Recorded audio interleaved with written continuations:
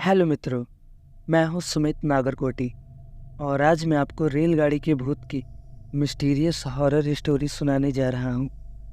मेरा नाम गगनदीप है।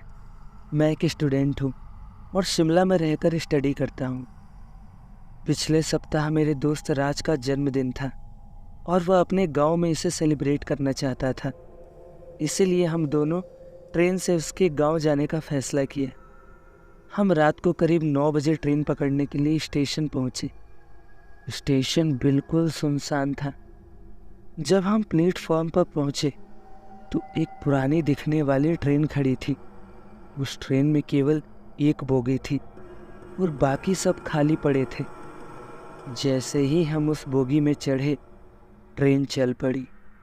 उस बोगी में कोई और यात्री नहीं था, सिर्फ हम दोनों थे। राज को लगा कि शायद ये ट्रेन सीधे आखिरी स्टॉपेज तक जा रही है, इसीलिए और पैसेंजर्स नहीं हैं। करीब आधे घंटे बाद ट्रेन अचानक से रुक गई।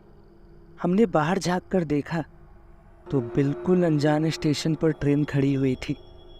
वहाँ कोई मौजूद नहीं था। अचानक से हमें एक आदमी केबिन में घुसते दिखा। वह काले कपड़े पहने एक लंबा चौड़ा आदमी था और उसके हाथ में एक बड़ा सा बैग था। उसने हमें देखा और एक क्रीपी स्माइल की। उसकी स्माइल बहुत ही डरावनी लगी। फिर वो आगे की तरफ दूसरे डिब्बे में चला गया। हम दोनों बहुत डर गए थे। थोड़ी देर बाद वो फिर से वापस आया और फिर आगे की तरफ चला गया। ऐसा करीब 5 बार हुआ। हमें लगा कि शायद वो ट्रेन का कर्मचारी है जो यात्रियों की जांच कर रहा है, लेकिन फिर भी हमें कुछ सही नहीं लग रहा था। तभी ट्रेन फिर से रुकी और उस आदमी ने हमारे केबिन का दरवाज़ा खोला।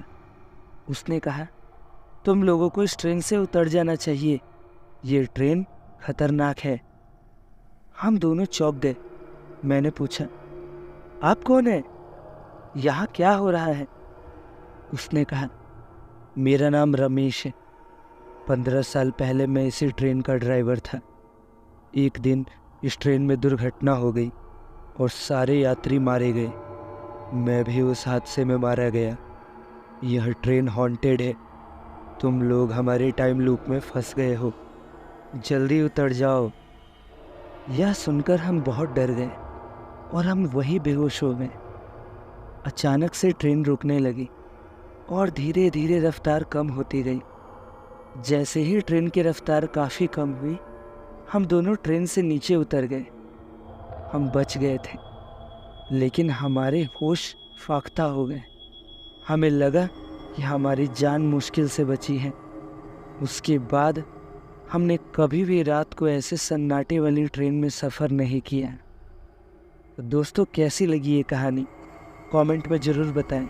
और ऐसी ही कहानियाँ अगर आप सुनना चाहते हैं तो हमारे चैनल को सब्सक्राइब करके बेल आइकन को ज़रूर ऑन कर दीजिए, ताकि हमारे आने वाली वीडियो का नोटिफिकेशन आप तक तुरंत पहुँचे, जिससे कि आप डरावनी कहानियों का आनंद ले पाएंगे।